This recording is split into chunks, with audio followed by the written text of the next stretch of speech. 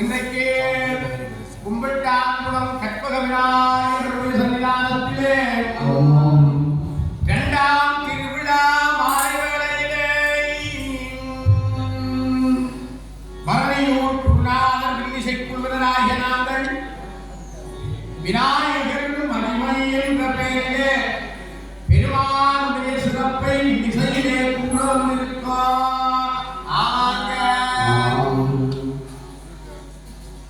சபையில் இருக்கிறார்கள் ஒரு வழக்கம் சொல்லுவோமா? சபையில் உள்ள பெரியோரே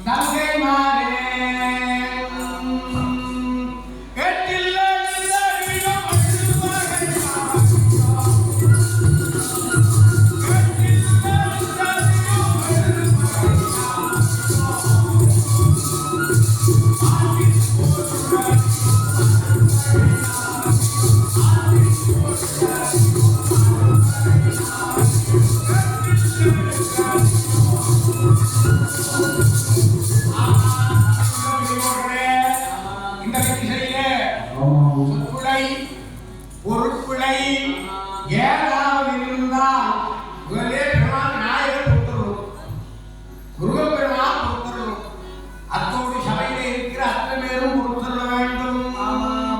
இன்னைக்கு நாங்கள் இந்த விழுதியூடாக என்ன கூட வந்திருக்கிறது தெரியுமா? என்ன சொல்ல போறீங்கள்? பாப்பா கடையா? இல்லை, அது கால ஈரான் ஈராக்கி கடையா? அதை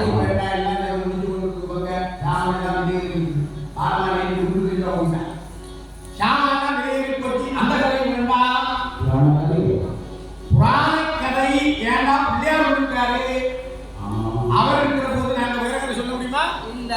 சொல்ல முடியுமா? சொல்ல முடியாது. ஆகவே நாங்கள் இந்த விநாயகப் பெருமானுடைய பெருமையை இந்த சமூக நல்லுலகத்திற்காக வில்லிசையூடாக எடுத்துக் கொண்டிருக்கிறோம். இந்த விநாயகப்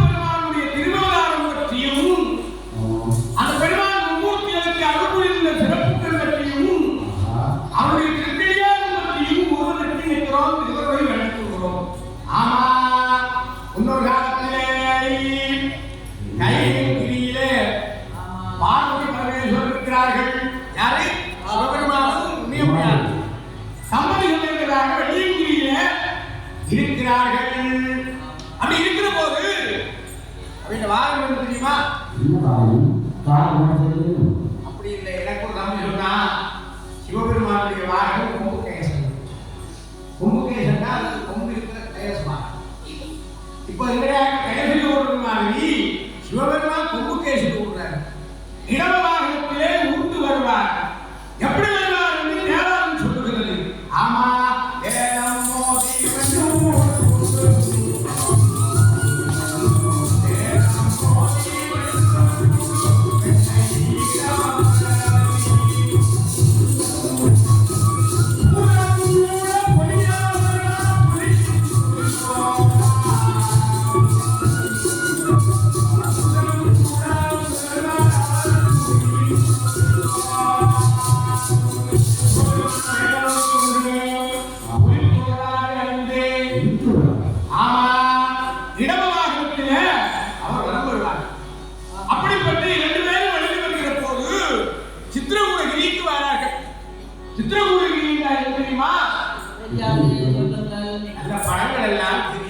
சித்திரம் என்றால் ஓவியம்.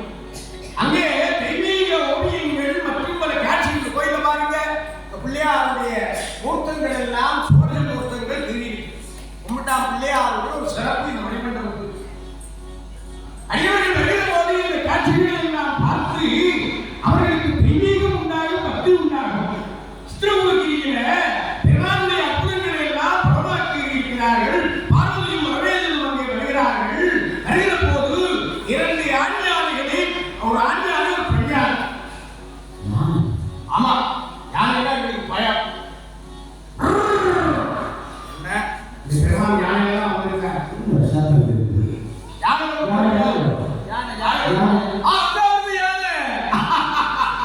யானை என்றால் எல்லாருக்கும் பயம். வெள்ளாட்டு போறது இடையிலே அது வாரத்துக்குள்ளாரே கையை விட்டு போய் சாப்பாடு கூட்டம் போகும். யானை பிள்ளையாருடைய வாகனம்.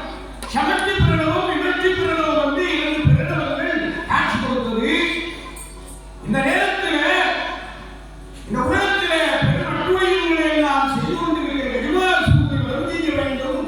அதற்கு அவருடைய வரத்துக்கு பொருத்தமான வாழை உப்பவம் செய்ய வேண்டும் என்று சிவபெருமான் நினைக்கிறார். அம்பிகையை திருமணம் கொள்கிறார்கள். அந்த ஆஞ்சானையை சிவபெருமான் பார்க்கிறார். பெண்யானையை உரியமுறை பார்க்கிறார். இரண்டு பேரும் ஆஞ்சானையாகவும் பெண்யானையாகவும் ஆயினார்கள்.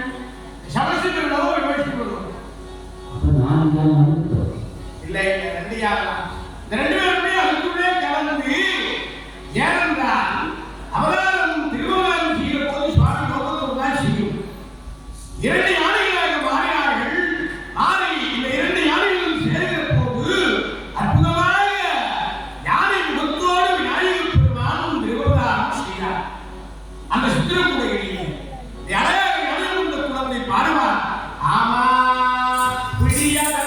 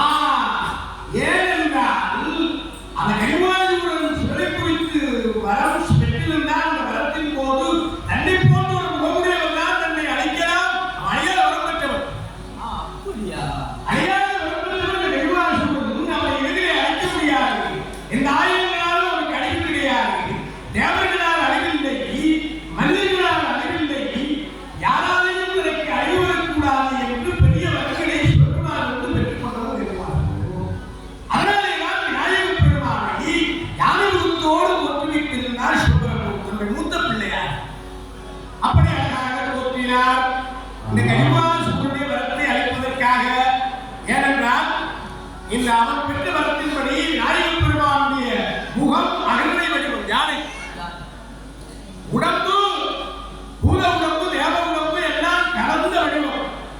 ஆகவே இந்த விநாயகப் பெருமானை அகன்றை என்றும் சொல்ல முடியாது, உயர்நிலை என்றும் சொல்ல முடியாது, மனிதன் என்றும் சொல்ல முடியாது, தேவர் என்றும் சொல்ல முடியாது, எல்லாம் கலந்து ஒரு முகம் தான் விநாயகருடைய திருவருளார். இதே சொல்லுங்கள் தொட்டிருக்கிறார் என்றால் இந்த கலிமாசூரை வந்து செய்வதற்காக அழகாக தோற்றிருக்கிறார். அந்த தோற்றிருக்கிற அந்த நேரத்திலே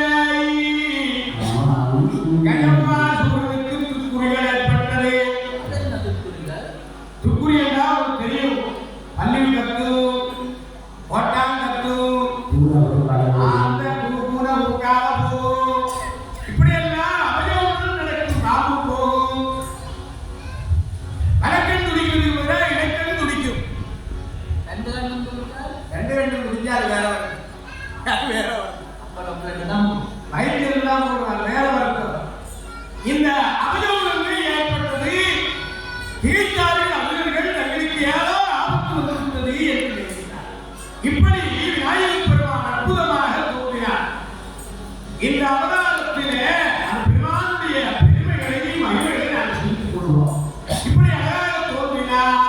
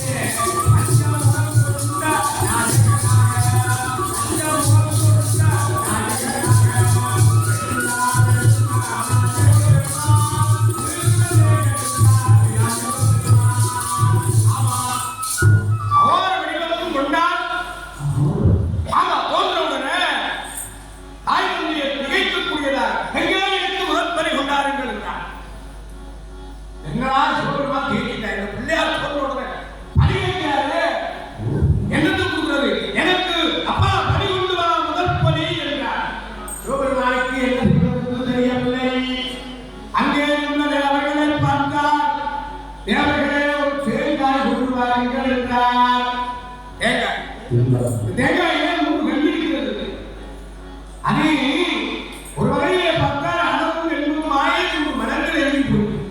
உம்மத்திலே வச்சால் தேங்காய் தெய்வக்காய், தேங்காய் காலால உடையக்கூடாது, அது தெய்வக்காய்.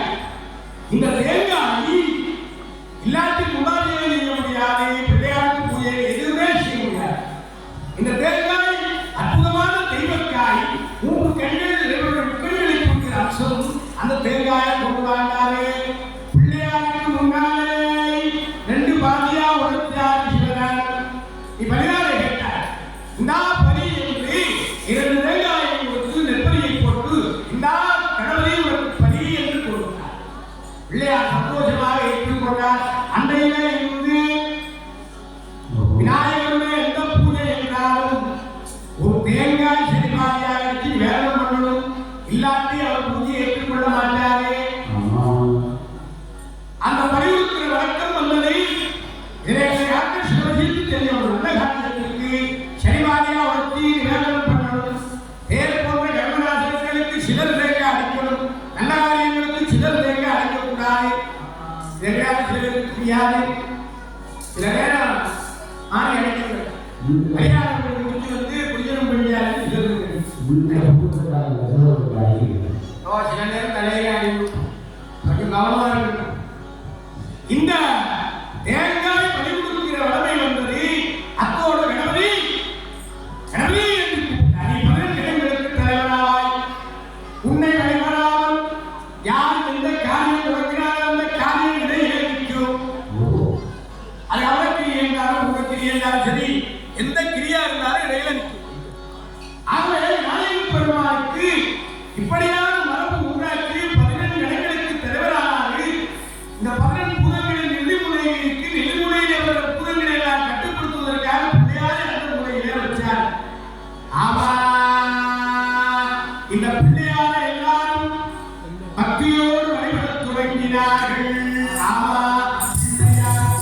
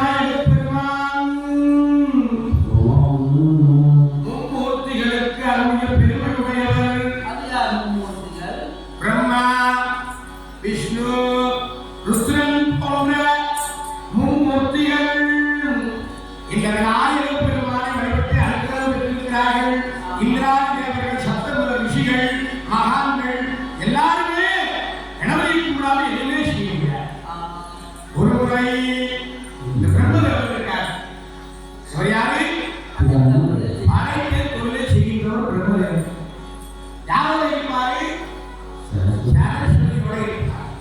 கலைகளுக்கெல்லாம் அதிபதி கலைவாணி.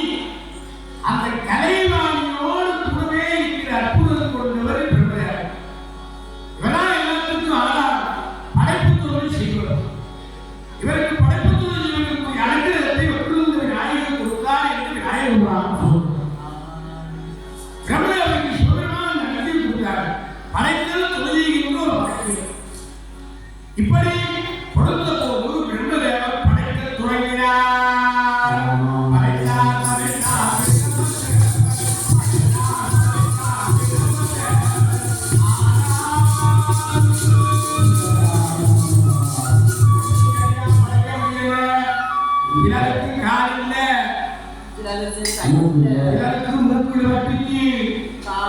சிலருக்கு சில வாழக்காய் திறமாயிடுவது, சிலருக்கு நாக்கு தொங்கிச்சுது, சிலருக்கு வண்டி தொங்கிச்சுது.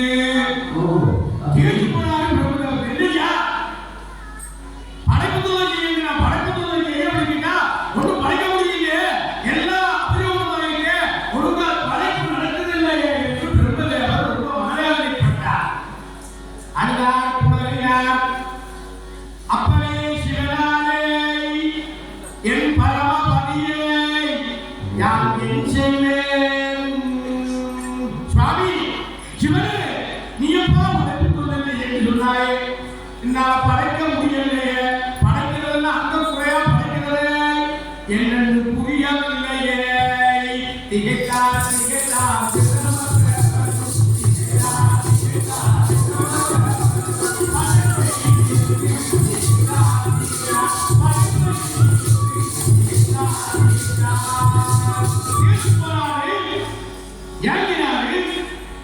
என்னோ காரணம் இருக்கிறது.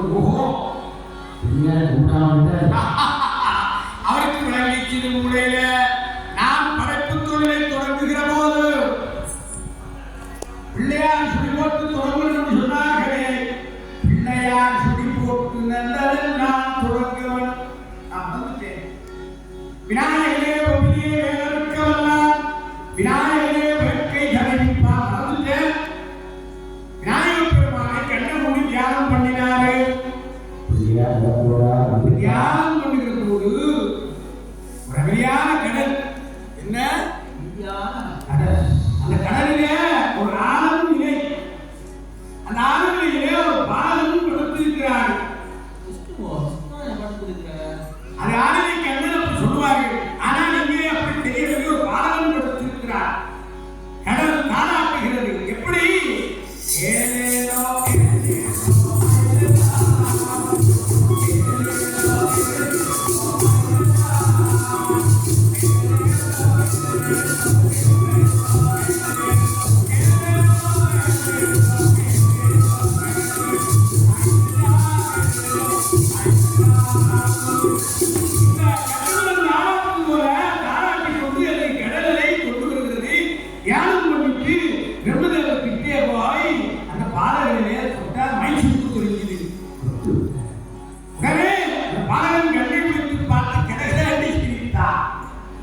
சிரித்த பாலகன் திடீரென்று கணவதியாக மாறினார்.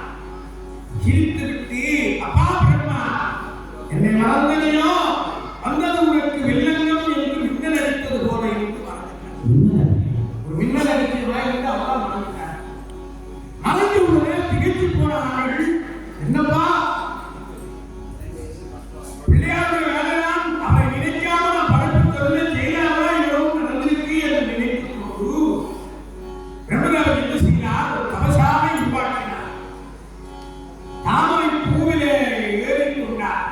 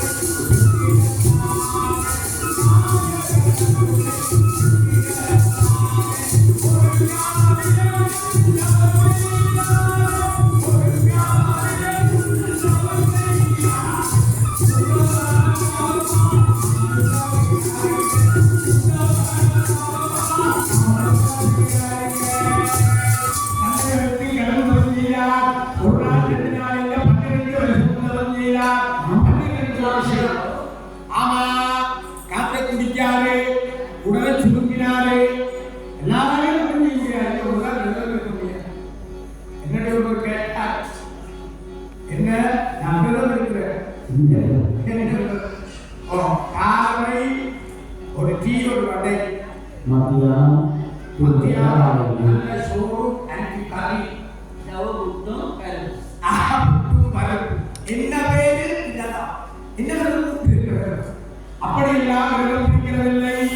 ஆர்வனாக சொல்லியிருக்கிறார் மனம் பொருளை போவாக நிற்றல் பொருட்டு உணவை விடுத்து சுருக்கியேனும் மனம் வாக்கு காயமற்றமுண்டாலும் இறைவனை விதிப்படி பூஜிப்பது விரதமாகும்.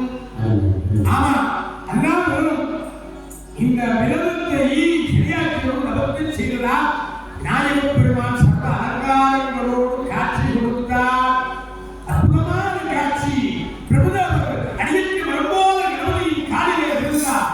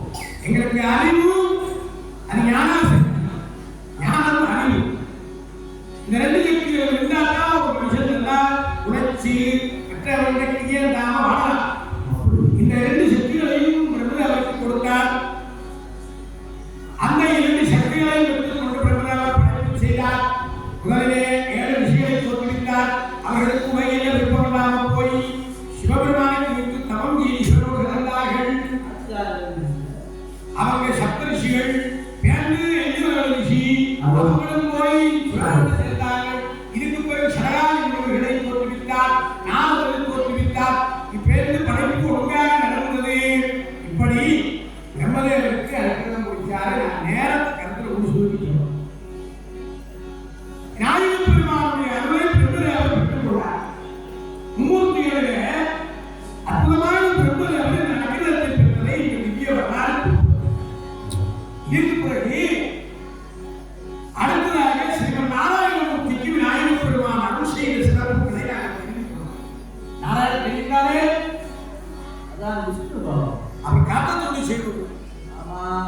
Indonesia apa?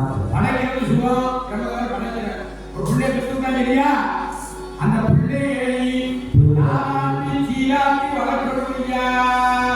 ஆமா, ஆராரோ ஆதிபரம் கண்ணே கண்ணுறங்கி கண்ணாடியே கண்ணுறங்கி.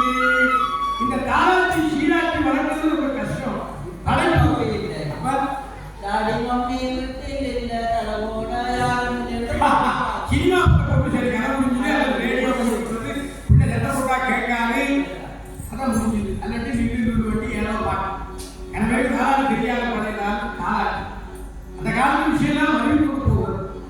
ஆனால் காலாட்டி சீராட்டி வளர்க்கிறது ரொம்ப கஷ்டம், காலம் பண்றது ரொம்ப கஷ்டம். இந்த காலம் செய்வது யாரும் இஷ்டப்படுவாங்க. மாற்றிடைய கூட்டத்தை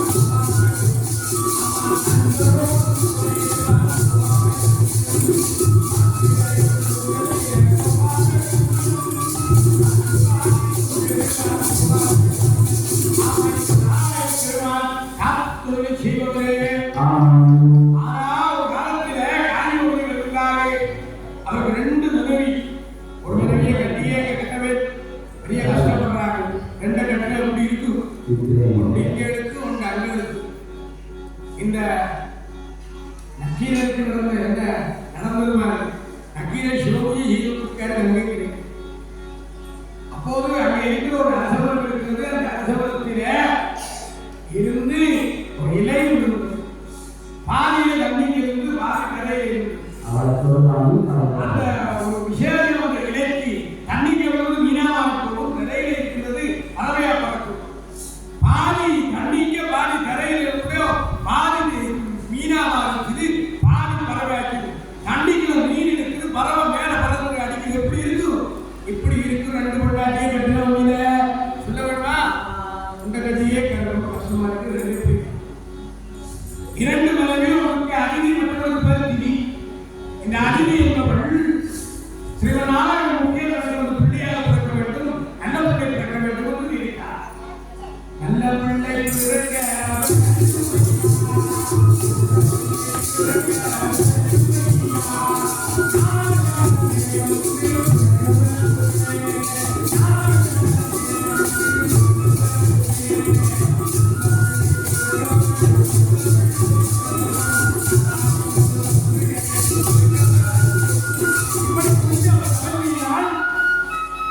உனக்கு எதிராக அடக்குமுறை யார் திதி, அது திதி, அது திதி பத்திரிகை தெரியுமா? இந்த இரண்டாவது கல்வி நிச்சா எனக்கு புறத்துத்தரமான அற்புதமான புள்ளி. அவங்க எல்லாரும் அடக்கி ஆளும் அடக்கி ஆளும். மாலை வேளையிலே புருஷனை கூப்பிட்டா காசு கொடுக்கல. அப்பா காசு பாப்பா கூடுவதற்காக அழைத்தார். மாலை வேளையிலே சிலர் செய்யக்கூடாது சாப்பிட்டு வர்றாங்க. ஒரு நாள் மாலையிலே நின்று கொடுக்கும். அந்த பிள்ளை நெருங்க சோம்பறியெல்லாம் காலை 6 மணி மாலை 6 மணி 5:30 6:30 ஒரு நாள் கொடுக்கக்கூடாது. காய்ச்சல் இருந்தாலும் இருக்கும். வைத்தியம் சொல்லுது, மருத்துவம் சொல்லுது, சித்த வைத்தியம் சோதனை எல்லாம் சொல்லுது. காலையில் எப்படி மாலையில் சந்திக்காலும் அந்த அண்டிவடையில நல்ல காரியங்கள் செய்யக்கூடாது, ரொம்ப கவனமாக இருக்கணும் என்று சொல்வார்கள். விஷாலா இருக்கணும். முக்கியமாக வீட்டிலே இல்லத்தரசிகள் விளக்கி ஏற்ற வேண்டும்.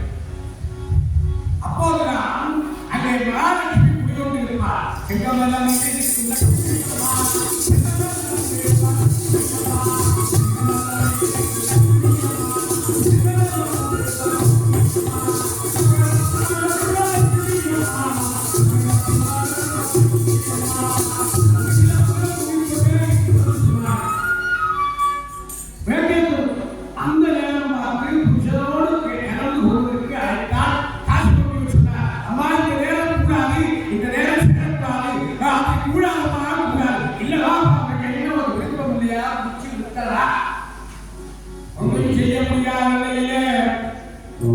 காசிகமுனியை திதியோடு சேர்ந்தார்கள்.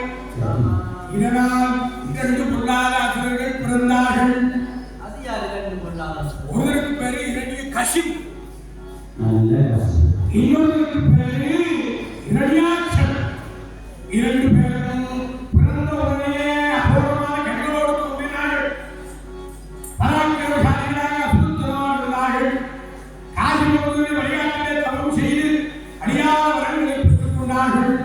பெரிய தேவர்கள் எல்லாம் துன்புறுத்தினார்கள், நல்லவர்கள் எல்லாம் அடித்தார்கள். எல்லாரும் வந்தார்கள், வேதனைப்பட்டார்கள். அதிலே இந்த இரணியனுக்கு முன்னால் அவன் பயங்கரமான வரத்தை பெற்றார். நான் உள்ளேயும் சாகக்கூடாது, வெளியேயும் சாகக்கூடாது, மேலேயும் சாகக்கூடாது, கீழேயும் சாகக்கூடாது, எந்த ஆயுதங்களாலும் சாகக்கூடாது, மனிதர்களாலும் பிறப்பு வரக்கூடாது, தேவர்களாலும் பிறப்பு வரக்கூடாது, ஆனாலும் வரக்கூடாது, பெண்ணாலும் வரக்கூடாது. இப்படி பயங்கரமான வரங்களை சிந்தித்து அசுரனுடைய பிள்ளைகளா என்னதான் அசுரனும் பிறந்தாலும் காளிமுகனுடைய பிள்ளைகளா அவங்க அப்படி பயங்கரமான வரத்தை பெற்றிருக்கிறார்கள். எல்லாரும் விழுந்தெடுத்து ஓடினார்கள்.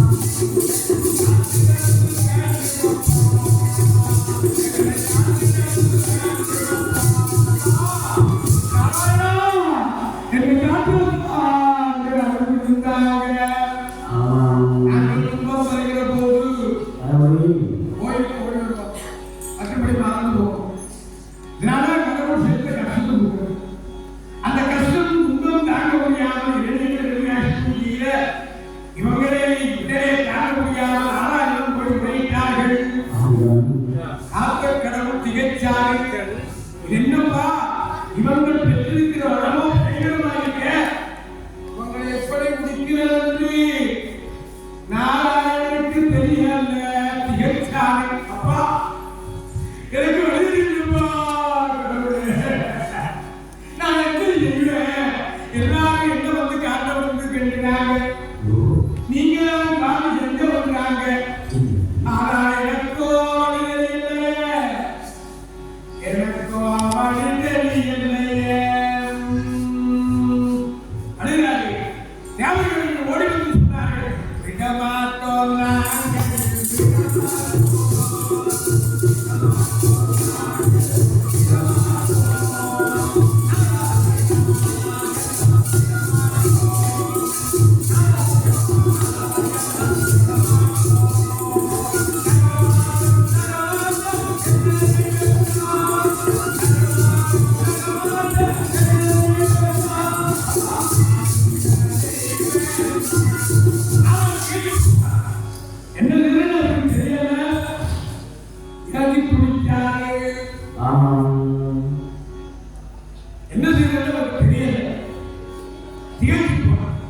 இந்த நேரத்தில் எல்லாம் நாரதர் பொறுத்தவரையில் சொன்னார்கள், இதற்கு வழியுள்ளக்கூடிய ஒரே ஒரு கணவன் இருக்கிறார், கணவனை பெருமாள். அந்த கணவனையை கும்பிட்டால் அவர் வழி சொல்வார். அப்பதான் நாராயணனுக்கு உலகிற்கு பிள்ளையாருக்கு இலக்கியம் சொல்றார். வண்டி மரத்துக்கு கீழே விநாயகருடைய திருவுருவத்தை வச்சு ஒரு நாளும் பக்தியோடு திகழ்ந்தாரே. ஓம் சுக்லாம்பரம் சுந்தரிவல்லம் சதுர்புஜம் பிரசுரந்தாரே சர்வ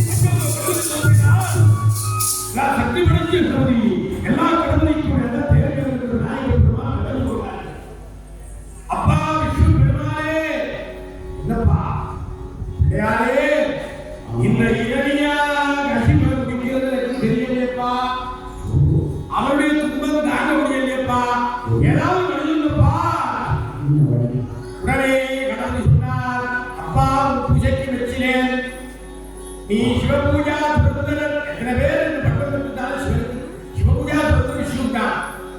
அப்பா விஷ்ணு பெருமானே மாமன் மாமா இரணியை அடிக்கிறதுக்கு கொடுத்து வளர்ந்தேன்.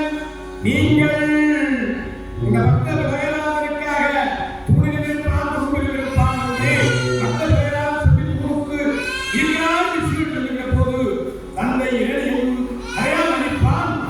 நரசிங்க அவதாரத்தை எடுங்கள். நரசிங்க அவதாரம் நரசிங்கபுரம் தேவபுரம் உயர்ந்த அறிவு எல்லாம் சேர்ந்தது. அவர்கள் வரமடைந்தது. அந்த அவதாரத்தை காலை மதியம் அதாவது பகல் இரவு ரெண்டு கணக்கு நேரம் இருக்கிறாரை மாறிக்கொள்ளவே இருங்க. உள்ளே இருந்த படியை விளக்கக்கூடாதா? நான்கு படியிலே அவதாரத்தை எடுங்கள். அந்த ஆயுதத்தால் வைக்கக்கூடாதா? நீங்க கை நிலத்தால் வைக்க தெரியுங்க. அப்படி மட்டும் இல்ல, சிந்திர ரத்தத்தில இருந்து எத்தனையோ இரணியன் தோன்றுவான். ஆகவே எல்லா ரத்தத்தையும் நீங்கள் இரணியா ரத்தத்தில உறிஞ்சி குடிச்சுடுங்க. முடிஞ்சா இரணியன் என்று சொன்னார். விநாயகரை மீண்டும் விழுந்து வணங்கி வராசி விநாயகருடைய அற்புதத்தை முதலிய செய்த பெருமை இந்த வரலாற்றிலே. ஆகவே ஸ்ரீமன் நாராயண பெருமானுக்கு கூட விநாயகர் பெருமான் அற்புதமாக அருள் கொடுத்த பெருமையை பார்க்கிறோம். அடுத்தது நேரத்தை கருத்துல கொண்டு சொல்கிறோம். அடுத்தது சிவபெருமானுக்கு எத்தனையோ பேருடைய பெருமை சொல்லப்படுகிறது. அந்த பெருமைகளுக்குள்ளே அது ஒரு தெரிஞ்ச விஷயம். இன்னொரு காலத்துல முப்புறங்களை ஆண்டார்கள் மூன்று அசுரர்கள் கலாசர் முத்தியூர் நாய் போன்ற அசுரர். அவங்களும் இந்த அசுரர்களை போல கொடுமை மிக்கவர்கள். எல்லா எண்ணு கோட்டை பொன்கோட்டை வெள்ளி கோட்டை வச்சு கோட்டைகளை போட்டு உலக்கையா அடிச்சு எலும்ப முடிச்சு கண்ணை தோண்டி குதிரத்தை பிடிங்கி எத்தனையோ துன்பங்களை செய்து கொண்டுள்ளார். தாங்க முடியவில்லை. எல்லாரும் போய் சிவனாரிடம் உழைத்தார்கள், ஓடினார்கள்.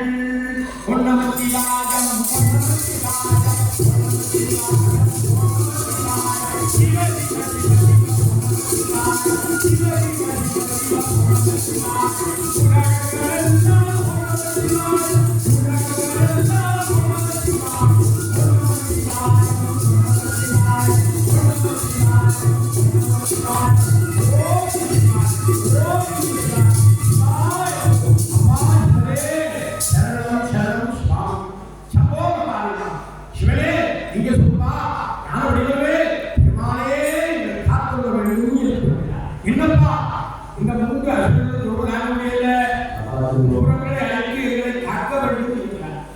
உடனே சிவனா தேவதட்சன் விஸ்வகர்மாவை கூப்பிட்டார், பிரம்மதேவன் நாராயணனை கூப்பிட்டார்.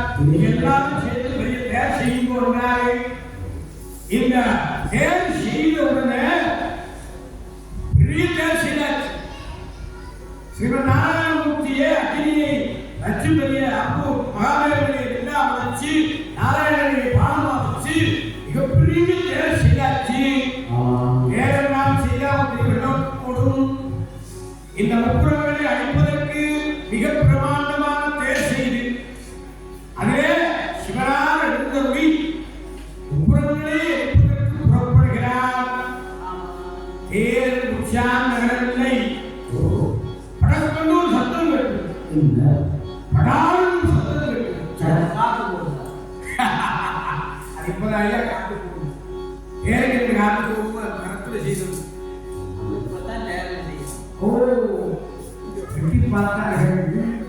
மரத்துல மரத்தான் செய்வோம், நல்ல மரத்துல செய்வோம். அச்சு முடிந்து கிடக்கிறது.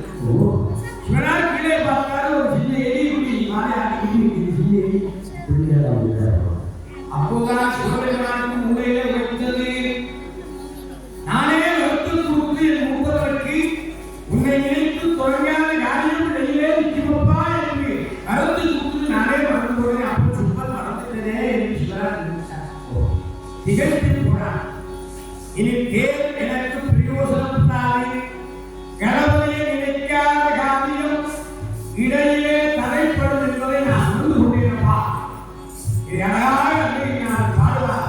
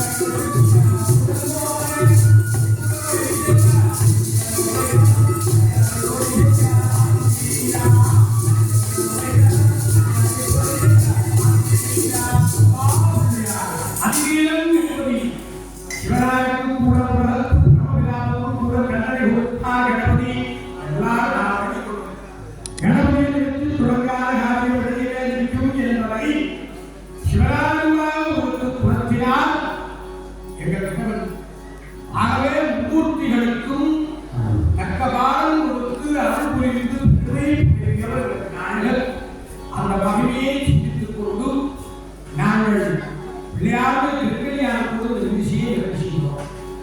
இப்படியெல்லாம் இருக்கிற நாயகப் பெருமான் உங்களுக்கு பிரம்மதேவனுடைய புத்திரிகளாக ஸ்ரீ புத்தி என்று 2 பிள்ளைகள் பிறந்தார்கள். அந்த 2 பிள்ளைகளும் நாளொரு பொழுதாக மறந்து கொண்டு வருகிறார்கள். மங்கை மடந்தை பேரிடம்பல் குமரி எல்லா குமரியா வந்துட்டு அந்த 2 பிள்ளைகளையும் பிரம்மதேவன் என்ன நினைச்சார்?